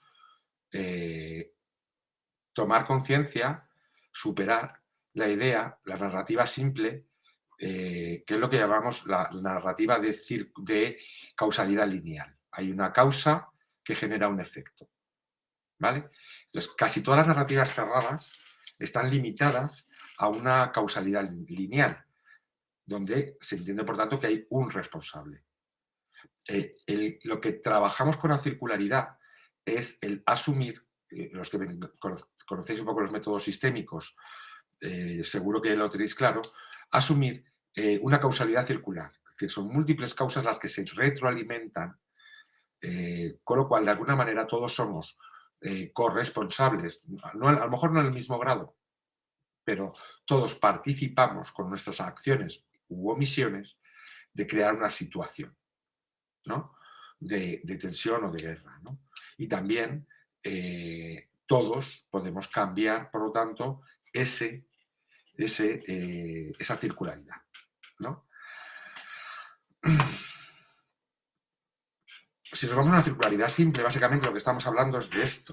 Cuando nosotros vemos una explicación lineal, la explicación está basada básicamente en la conducta del otro, qué es lo que el otro hace, y conlleva de alguna manera un juicio detrás, ¿no? Sin ir más allá, que el juicio de lo que estamos transmitiendo es básicamente la conducta del otro es negativa, y punto. A veces incluimos directamente el juicio, es que menganito es tal o futanita es cual. Vale, directamente ya ni vamos a conducta, vamos a identidad negativa y punto, ¿no? Pero bueno, cuando queremos trabajar y abordar la circularidad, el objetivo que hacemos es, a partir de la conducta que nos está mencionando de la otra persona, en lugar de asumir el juicio que esa persona X, a mí lo que me interesa es ver el impacto que genera en ti. ¿Vale? Pilar, cuando dices que Álvaro, ¿no? Yo le podría decir, Pilar, cuando dices que Álvaro no respeta tus tiempos, ¿a qué te refieres? ¿No? Descríbeme una situación. Y entonces Pilar pone una situación de ejemplo, ¿no? Pues va siempre a su bola y no es consciente de que yo necesito que los viernes venga a tiempo, porque si no el viernes me quedo sin tiempo. Vale. ¿Cuál es el impacto que genera en ti, Pilar? ¿Cómo te afecta a ti? ¿No? Estás hablando de que es un impuntual, las impuntualidades de Álvaro, ¿qué impacto genera en ti? ¿Cómo te afectan? Pues que al final me supone que no sé qué, que tengo un plan y al final estoy esperando que venga a recoger a Ricardito y como no viene, yo al final llego tarde a tal y quedo fatal y no sé qué, no sé cuánto, y a mí no me gusta ir tarde y no sé qué, no sé cuántos. O sea, te afecta en tu vida cotidiana y tal. Vale. Con lo cual, ahí voy entendiendo lo que tú me vas expresando, me estás hablando de cómo te afecta y ya te pregunto, ¿y cuál es tu respuesta, Pilar? Pues imagínate, en cuanto llega, que llega ya media hora tarde, pues lo primero es que le pongo una cara que no sé qué. ¿Vale? Y cuando pones la cara de no sé qué, ¿qué impacto genera esa cara, en este caso, en Álvaro? ¿Qué impacto crees que crea en Álvaro? pues hombre, me imagino que le sentará mal, pero claro, que llegue puntual, porque es que si no, vale, que llegue puntual si es lo que tú deseas, pero el impacto que le genera ya está Pilar poniéndome malas caras, ¿no? A partir de ahí, ¿cómo responde Álvaro? Pues es que encima me dice que ya estás con las caritas. Bueno, entonces responde, ya estás con las caritas. ¿Eso qué impacto genera en ti? Y volvemos otra vez al círculo.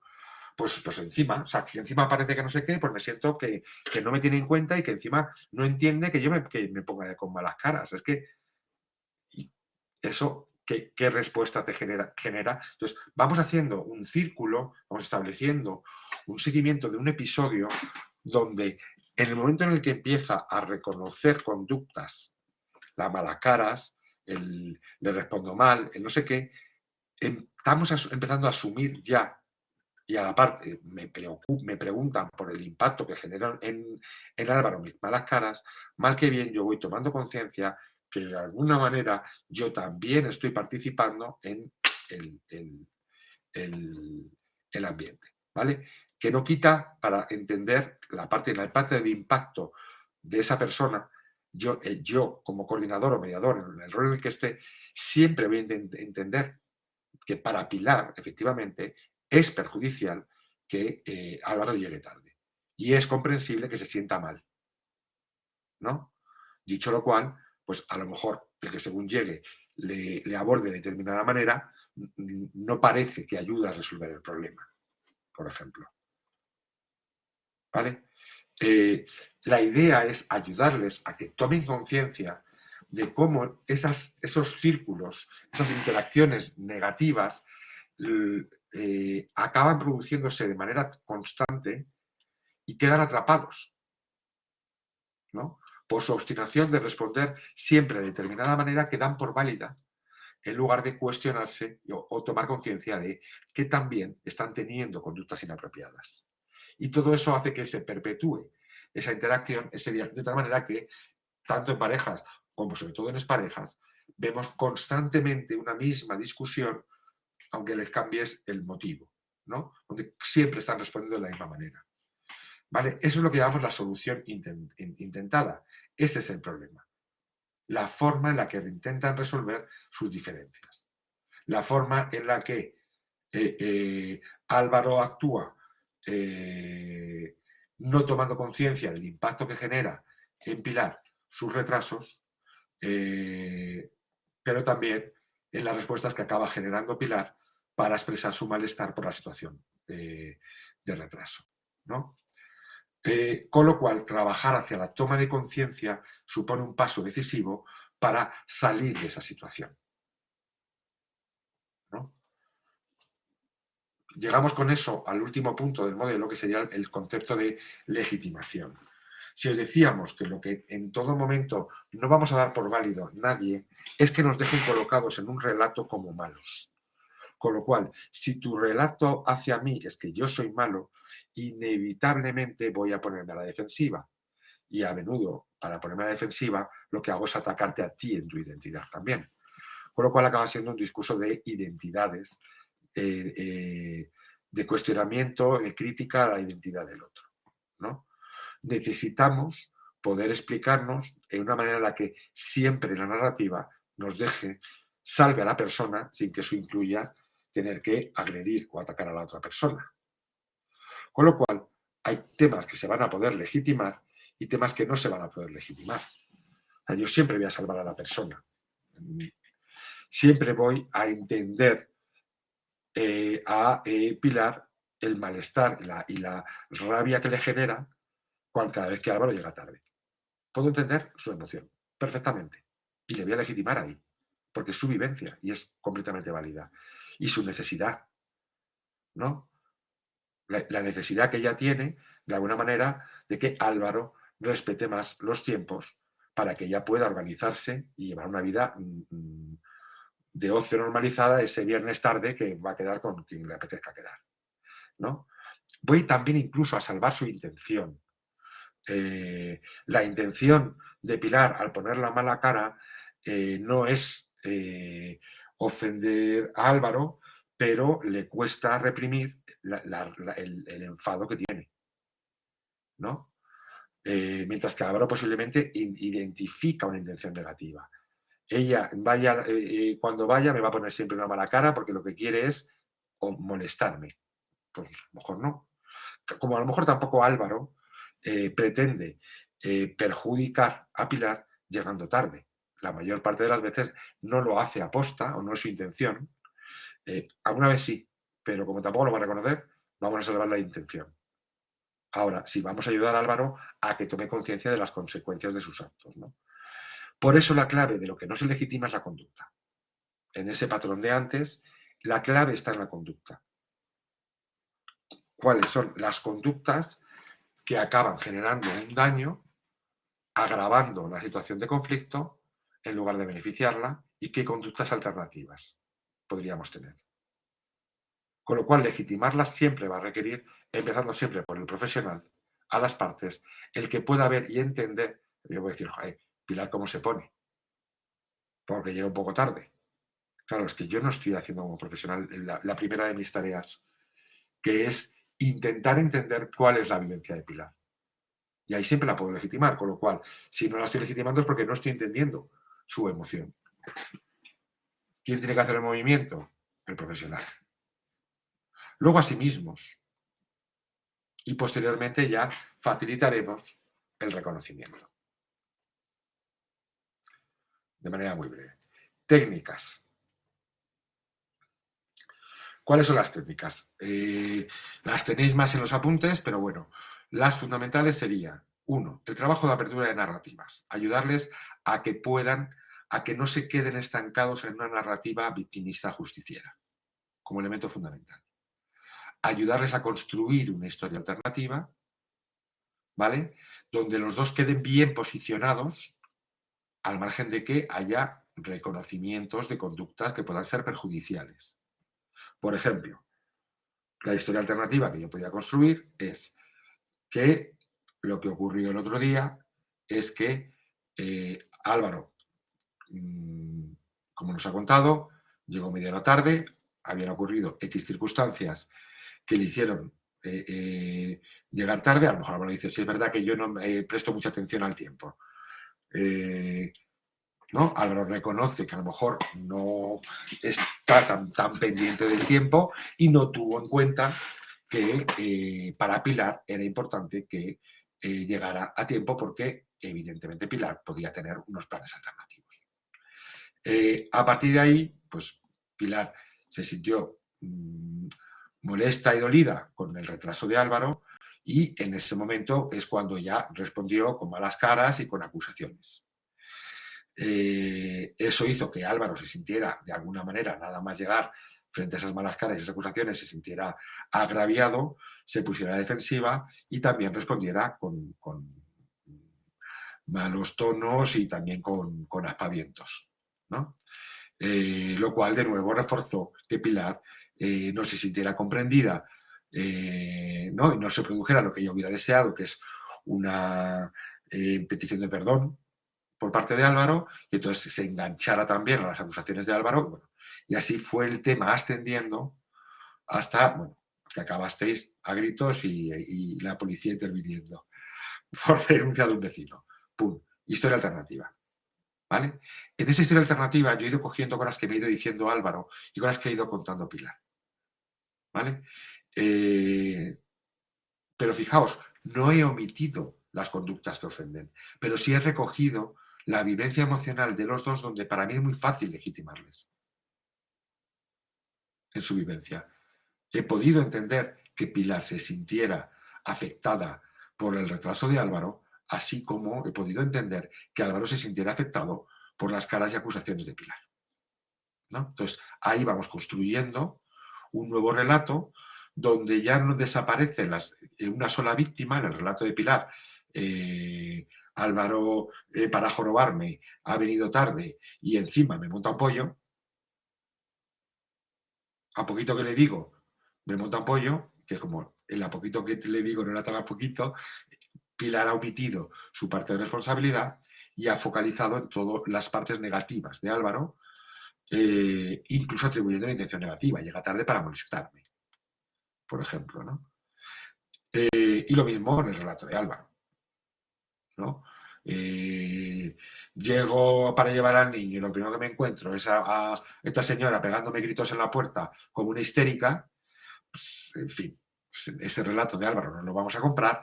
En la que yo os he ofrecido, sí he cogido el elemento fundamental, que él se sintió agraviado por los comentarios iniciales de Pilar y los gestos de Pilar.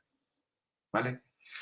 Entonces, una historia alternativa suavizada en algunas partes sin omitir, insisto, la responsabilidad de la conducta. Y donde ambos quedan legitimados. Con lo cual, ya hemos generado una nueva narrativa. Ya el propio ejercicio de circularidad, si os fijáis, cuando yo te digo, Pilar, que cómo crees que vivió tus caras Álvaro, ya estoy generando una apertura de narrativas, porque en tu narrativa no aparecía que Álvaro se pudiera haber sentido ofendido por las malas caras y tus respuestas. Al incorporarlo tú, al hacerte yo la pregunta e incorporarlo tú, yo lo recojo porque ahí me interesa. Porque ya Pilar estás admitiendo que, bueno, que tú también te calentaste y le respondiste de mala forma. ¿No? Y por último, la estrategia de la externalización, que es una técnica un poquito amplia y larga, como para poder abordarla aquí, pero que básicamente consiste en ayudarles a tomar conciencia de las consecuencias que tiene. Es decir, colocar el problema fuera de ellos. El problema no está en ellos. El problema está en algo externo que les ha hecho un daño. ¿No? A los dos. ¿Con qué externalización suelo yo jugar más en estos casos? Con el conflicto. Cómo el conflicto o cómo la guerra os perjudica, qué daño os ocasiona, cómo la mala comunicación acaba siendo dañina para vosotros, cómo afecta a vosotros, cómo afecta a vuestros hijos, qué es lo que supone, qué queréis hacer frente a ella, hasta qué punto queréis luchar contra, es decir, el enemigo. El enemigo es la mala comunicación, el enemigo es el conflicto, el estado de guerra, ¿no? Entonces, la externalización es una estrategia que ayuda justamente a trabajar todo ese aspecto. Entre las técnicas hay muchas, es quizá el modelo más complejo y más completo, pero bueno, fundamentales va a ser la doble escucha, que vamos a ver ahora, las preguntas circulares, que no las vamos a ver, pero que básicamente consiste, como podréis ver en los apuntes, en el facilitar esa pregunta que coloca a la persona en un lugar diferente a donde habitualmente está y ayuda a ver esa circularidad. ¿Vale? La pregunta circular clásica se hicieron cuando en una familia le preguntaban a la hija cómo veía, por ejemplo, la relación entre sus padres. Colocas el foco en un lugar distinto y permites que sea una tercera persona quien hable, en lugar de preguntarles a ellos directamente. No respondo, no pregunto a ti, sino a una tercera persona cómo ve la relación entre vosotros. Pero circulares son también todas aquellas preguntas dirigidas, por ejemplo, a facilitar ver esa circularidad. Cuando yo planteo, Pilar, ¿cómo crees que vivió a Álvaro cuando tú le dijiste que eres un impresentable, ya estás otra vez jodiéndome la vida? Ni separados puedo vivir tranquila, ¿no? ¿Cómo crees que lo vivió Álvaro? Es una pregunta circular que va en busca de que tú tomes conciencia de la parte del impacto generado en Álvaro, por ejemplo. La reformulación y la connotación positiva, que es un tipo de reformulación, la reformulación básicamente es una especie de pequeña limpieza de aspectos que una persona ha dicho suavizados un poco, ¿no? Sí, más o menos suavizados, ¿no? Me voy con el que le había gustado a Berta, con el de... ¿Cómo era? Ana es una hija de la gran puta. Eso es difícil de reformular. Pero podríamos decir algo así como entendemos que hay algo de lo que ha hecho Ana que a ti te ha ofendido, ¿no? Entonces estamos hiperreformulando lo reformulable, ¿no? O lo hace cuando, por ejemplo, ¿no? Pilar dice que Álvaro lo hace, llega tarde para jorobarme, pues podría reformular como, bueno, entonces, habéis entendido bien, Álvaro llega tarde y eso a ti te supone un impacto, un coste personal. ¿no? Si me dirás, sí me genera un coste personal, bueno, he reformulado de tal manera que he dejado el impresentable fuera y he focalizado en, efectivamente, en el impacto, por ejemplo, ¿no? Si yo digo de alguien que Sara es, yo qué sé, ¿qué puedo decir? Sara, que vamos a jugar con lo de antes, ¿no? Sara llega tarde, puede decir que Sara es una tardona, ¿no? Intentaríamos reformular como, bueno, puede ser que quizás Sara tenga algunas dificultades en el manejo del tiempo. Una connotación positiva sería una reformulación, pero a los salvajes, convertir algo negativo en algo muy positivo, ¿no? Lo que me dice mi pareja a mí es que yo tengo una, ¿cómo es? Lo que yo tengo, yo no soy tardón, yo tengo una concepción fluida, concepción fluida del tiempo, eso es lo que yo tengo. Reconocer de que es mucho más bonito, ¿sabes? De eso de llegar tarde, que te diga que llegas tarde, no. Pero si lo que tienes es una concepción fluida del tiempo, pues no está bien. Una connotación positiva sería cuando reformulas algo negativo intentas sacar la parte positiva, ¿no? Si yo digo de alguien que es una persona obsesiva del orden, ¿no? ¿Cuál sería la parte positiva de una persona obsesiva del orden? Que se va a ocupar que todo esté siempre organizado, a tiempo, limpio y tal y cual. Posiblemente de un hedonista podríamos obtener como aspectos positivos el que es capaz de meter un punto positivo a la relación, un punto también de placer y de flexibilidad a las normas, ¿no? Entonces, eso sería básicamente, exagerando, una connotación positiva. En cuanto a las narrativas, me parece importante que la idea de que entendáis que la manera a veces de poder modificar la narrativa del conflicto no parte solo por los cambios que hemos hecho, por ejemplo, con la circularidad, para tomar conciencia que el conflicto lo hemos participado ambos, sino también con todas aquellas narrativas vinculadas y conectadas a la narrativa del conflicto, como es la narrativa de la solución, la narrativa de la identidad del tú, la identidad del yo y la narrativa de la relación. ¿Vale? Cuando yo le pregunto qué momentos, Sara, rescatarías de tu relación con Pepe, ¿vale?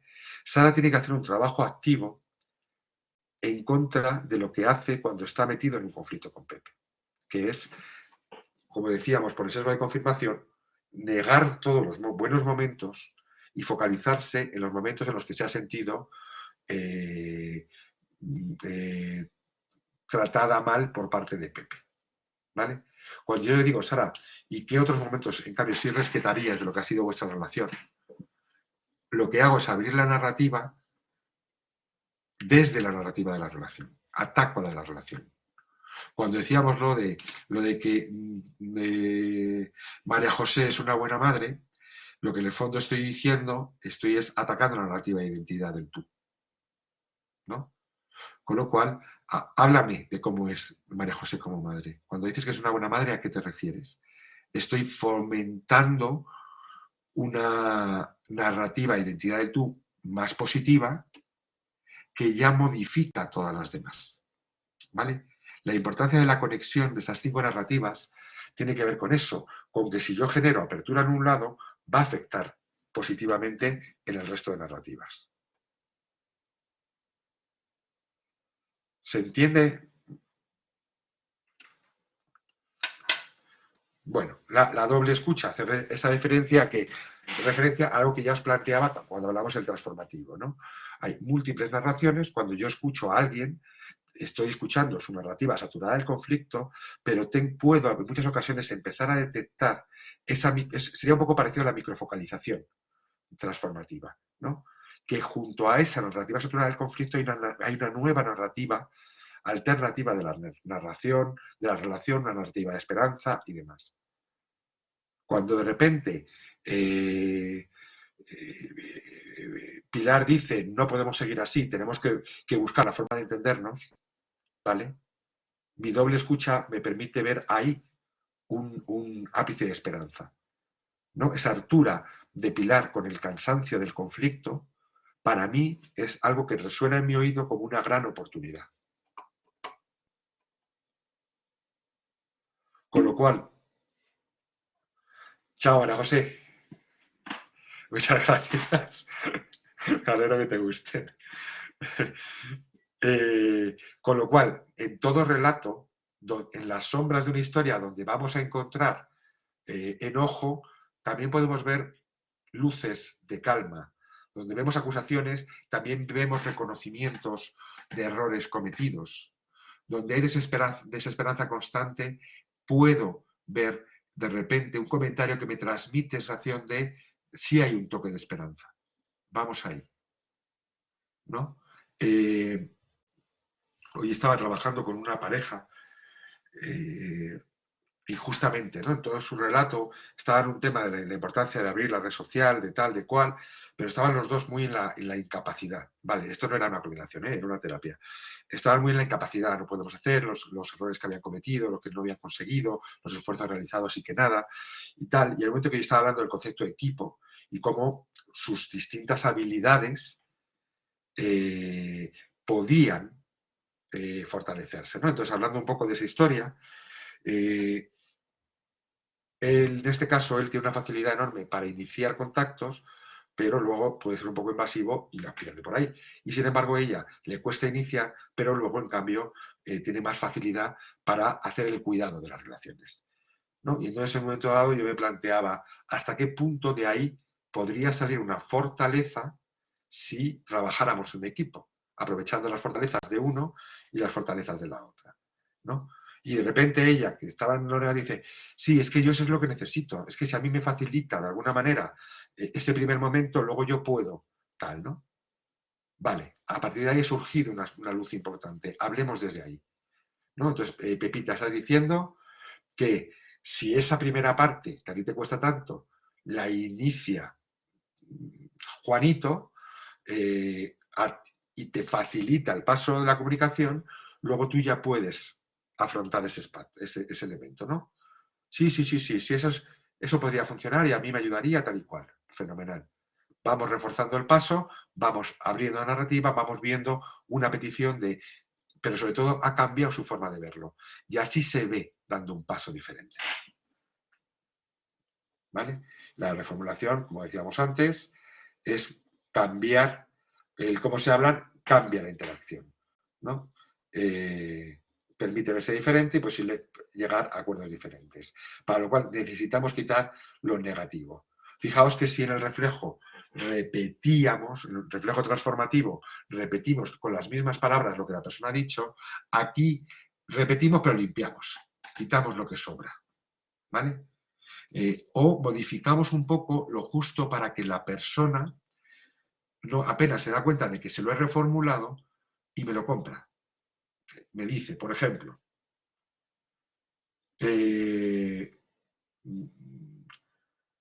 para mí es imposible entenderme con Néstor. Digo, vale. Entonces, por el momento para ti es imposible comunicarte con Néstor. Me dice, sí. Vale. ¿Dónde está la trampa?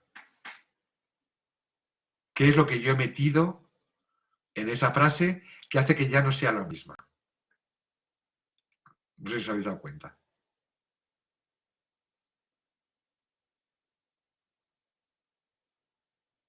¿No? Ella ha dicho, para mí es imposible comunicarme con Néstor. Y yo he dicho, por el momento para ti es imposible comunicarte con Néstor. Incorporable.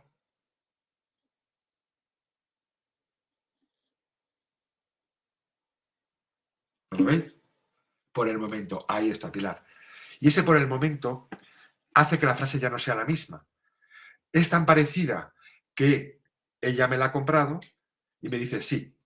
Y entonces le digo, incluso puedo hacer mi propio reflejo por el momento.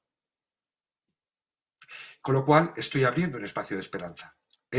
ahora mismo es imposible, pero ya veremos más adelante, en el fondo, ¿vale? Estoy metiendo ya veremos qué pasará más adelante. Ahora no, vale, te lo compro, pero ahora, por el momento, ¿vale? O dice, para mí va a ser eso, imposible hablar con Néstor. Vale, entonces entiendo que para ti va a ser difícil, va a ser un gran reto el hablar con Néstor. Si de repente me dices sí, hemos pasado del imposible al para mí va a ser difícil o para mí va a ser un gran reto. ¿Vale? Es un matiz, pero la graduación ha cambiado. Eso es una reformulación. Imaginaos las veces que vamos a poder utilizar la reformulación para limpiar afirmaciones excesivamente rotundas que no llevan a ningún lado. ¿Vale? Sé que os llevo volando y que hemos visto, es más un pequeño repaso del modelo para que le tengáis un poquito presente y demás. Fijaos la importancia que pueden tener también estas técnicas narrativas en coordinación de parentalidad. Para mí eso es clave, porque vienen con narrativas hiper cerradas, ¿vale? Con lo cual, me parece importante incorporarlas al contexto de la coordinación de parentalidad. ¿Vale? Si podéis profundizar en ello, creo que va a venir muy bien. ¿Vale? Y por último, vamos a ver las técnicas de entrevista y sobre todo las propuestas de la entrevista motivacional de Miller y Rolnick que fueron incorporadas al contexto de la mediación por un tal Madrid Liras. ¿Vale? La entrevista motivacional de Miller y Rolnick se empleaba en empezó en el contexto terapéutico, pero la eficacia de la entrevista hizo que se fuera aplicando a otros contextos, ¿vale? Que no tenían que ver con la terapia. Por ejemplo, se lo utilizan mucho los trabajadores sociales, los educadores sociales, los enfermeros. Se les ha entrenado mucho en entrevista motivacional porque en todos aquellos que queremos generar un cambio, ¿no? La entrevista motivacional viene para fortalecer el cambio. Y fijaos, ¿necesitamos en una situación de conflicto generar cambios en las personas? Evidentemente sí. Con lo cual, era una herramienta que caía por su propio peso la necesidad de incorporarla a la mediación. ¿Vale? Por eso cuando hablamos de mediación motivacional o intervención motivacional en conflicto, no es exclusivamente la incorporación de la entrevista motivacional, no es un tema de si yo trabajo porque es un tema más técnico que suma y que está muy casado con los principios de la propia mediación. ¿Vale? No voy a profundizar mucho en ello, pero sí en algunos conceptos fundamentales de la entrevista que a mí me parecen clave, ¿no? Para empezar, la herramienta fundamental era obtener afirmaciones automotivadas. Posteriormente, mediciones posteriores. ¿Sí? ¿Alguien estaba hablando? No sé si quería comentar algo.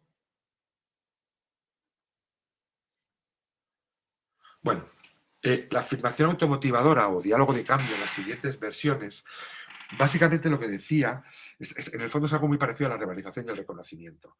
Hay cosas que decimos que tienen peso y que tienen peso si nos escuchamos a nosotros mismos decirlas. Con lo cual, ¿significa que por escucharme se va a producir el cambio? No.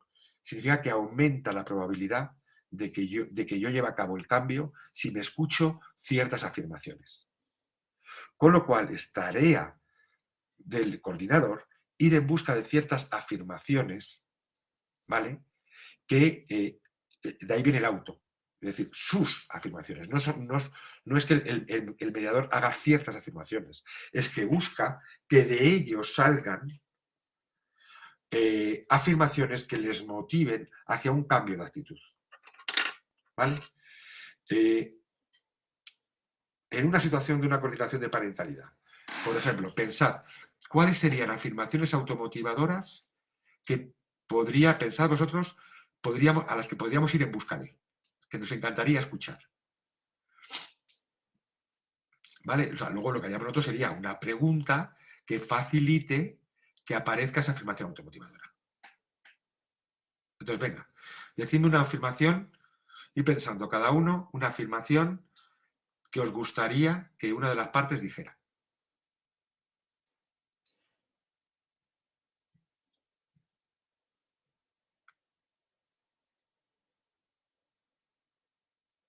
Ahí pensando.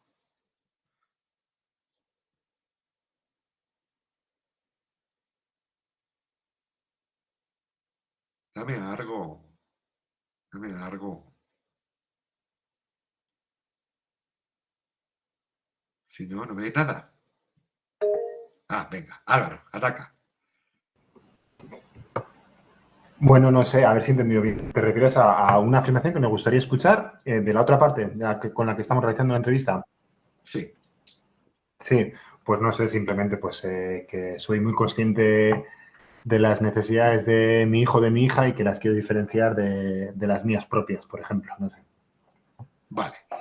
Imaginémonos que tienes esa frase, Álvaro. ¿Qué pregunta podrías... Ahora eres el profesional y te gustaría sacar esa afirmación. ¿Qué pregunta podrías lanzarle tú a Álvaro para que Álvaro diga esa frase?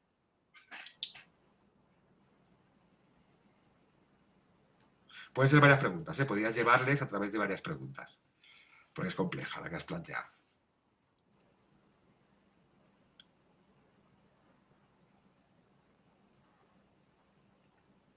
Sí, sí, no sé, pues obviando un poco la directa, ¿no? Pues no sé, sí sería eh, no sé, ¿cuáles crees que son las necesidades de,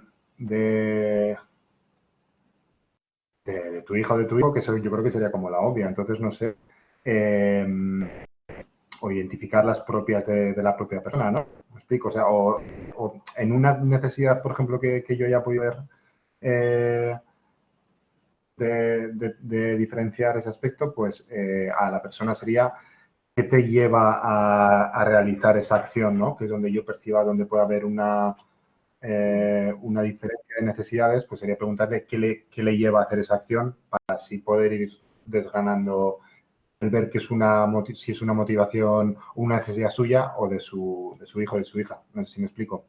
Perfecto. O podemos ir a machete.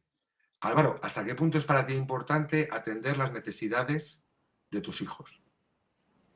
Claro, sí, esa es un poco la directa, era como la que está tratando de obviar, pero, Pues pero no bueno, veo que que es lo otro haces bien. camino, ¿no? No hay por qué. Si yo voy en busca de eso, ¿cuáles crees que pueden ser necesidades tuyas diferentes a las de tus hijos? Y cuando me las diga, y en tal caso, ¿hasta qué punto para ti es importante que esas otras necesidades de ellos también sean tenidas en cuenta? ¿No? Voy a pescar, oye, con un poco de suerte pillo. ¿Vale? Venga, otro ejemplo.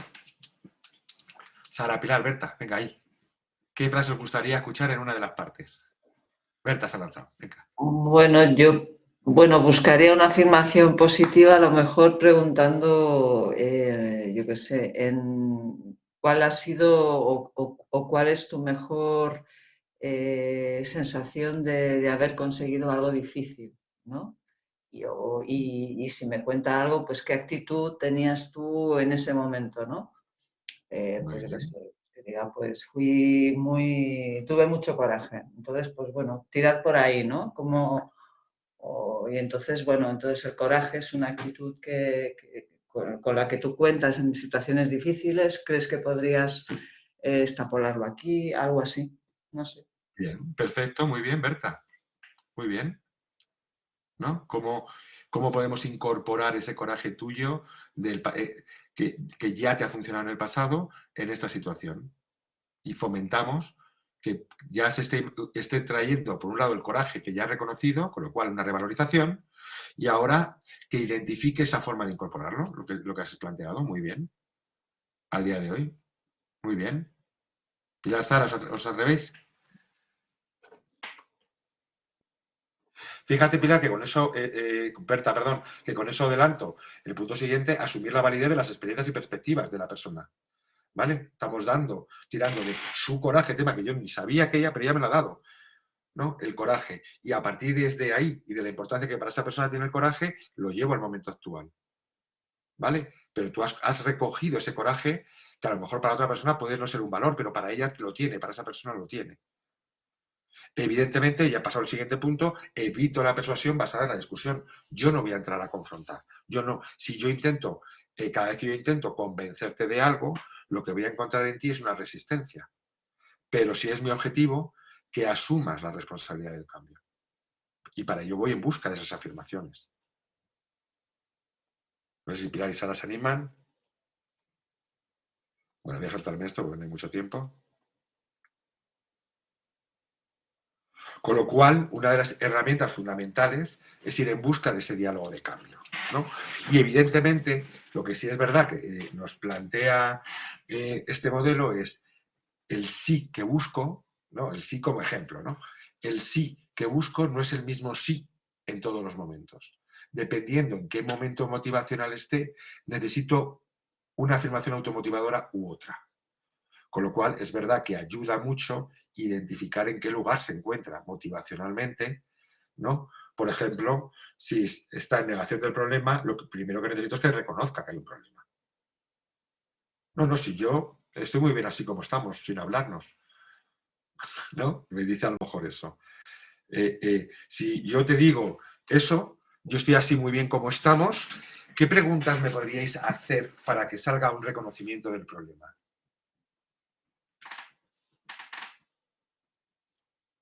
Esto para nota, venga. Que tenemos 6, a ver si nos sale una de cada.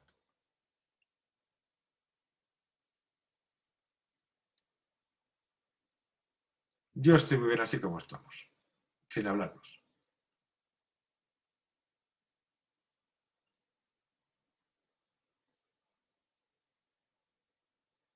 ¿Nos lanzáis? Venga, Berta. Bueno, no sé.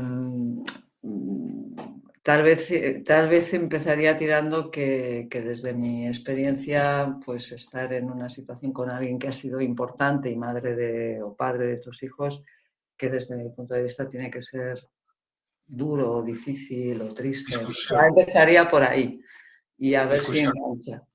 No, discusión, Berta, eso es discusión, eso es intentar Eso es convencer. discusión.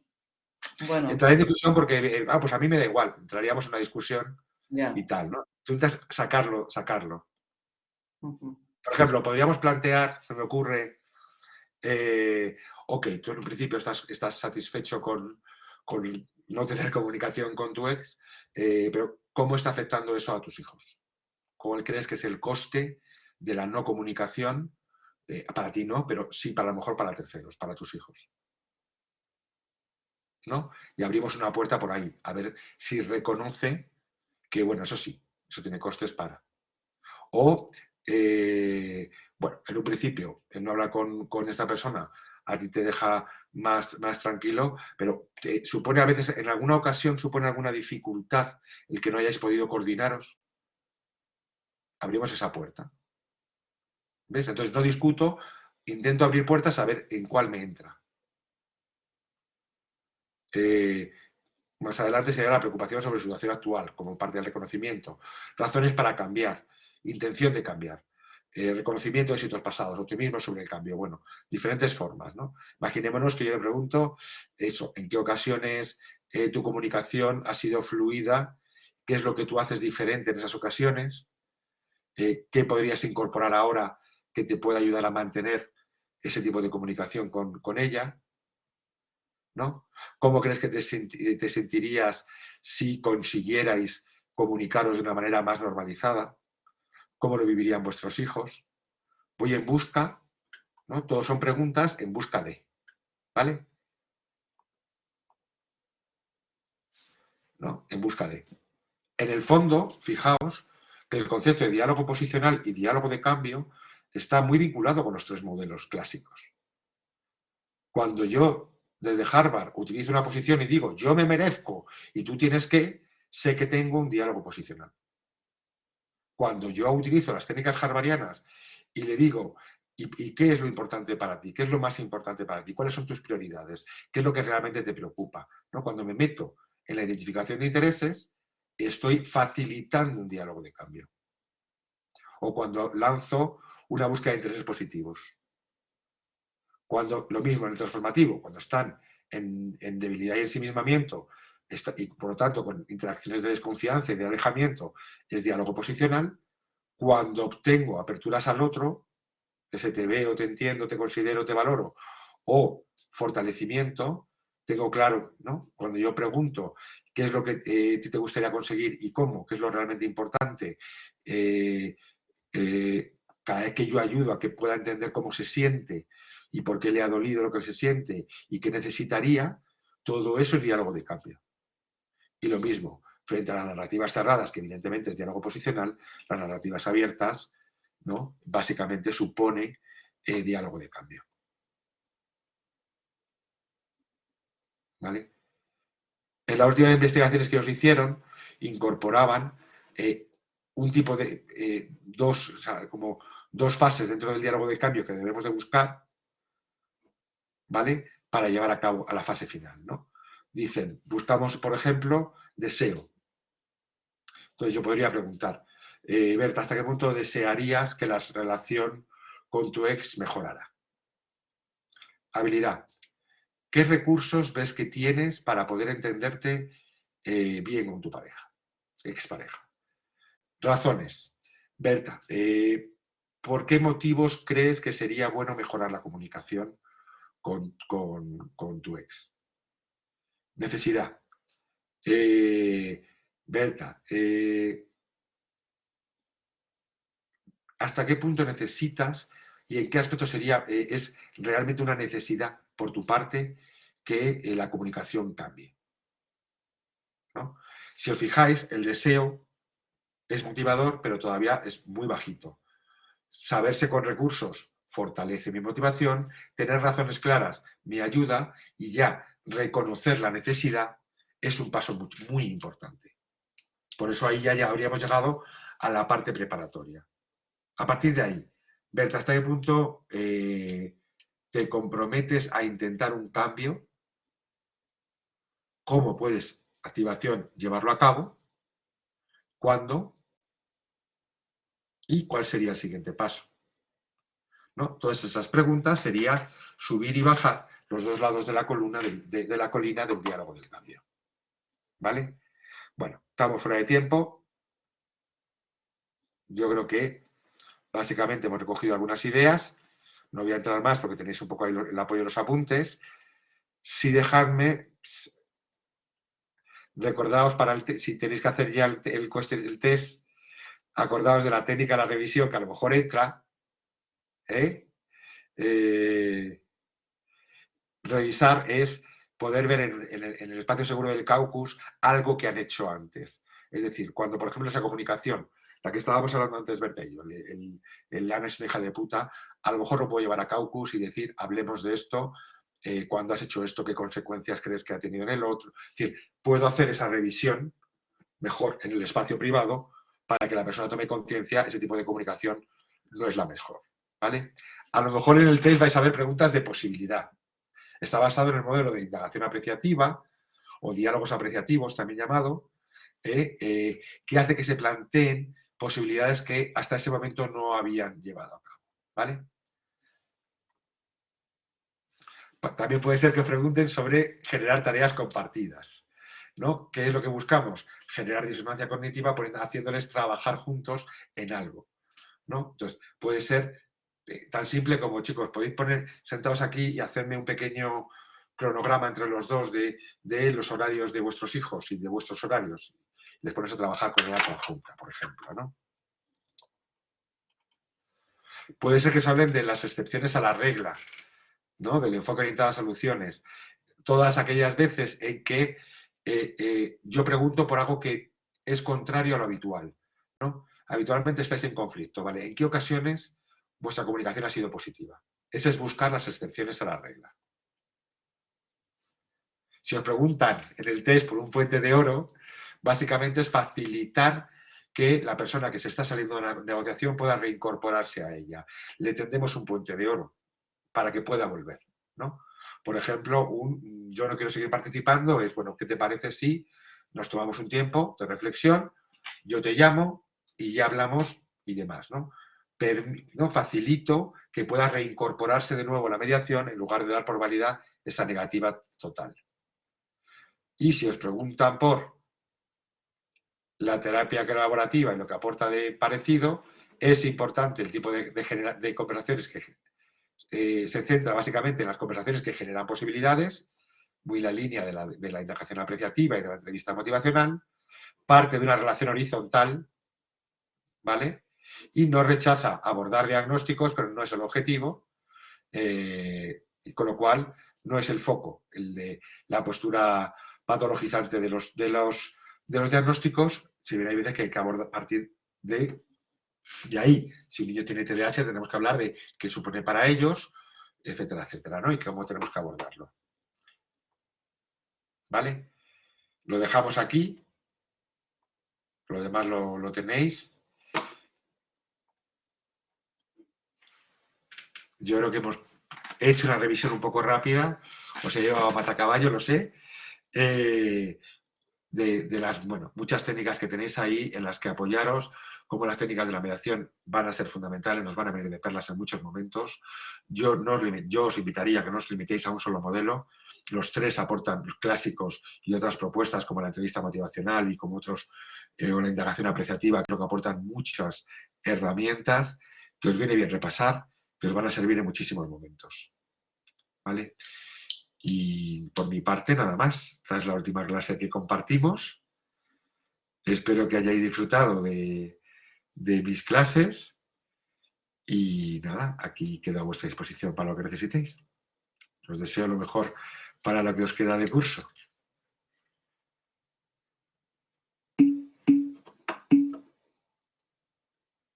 Gracias a vosotros. Que vaya todo muy bien. Muchas gracias, Pilar. Un abrazo y que vaya todo muy bien.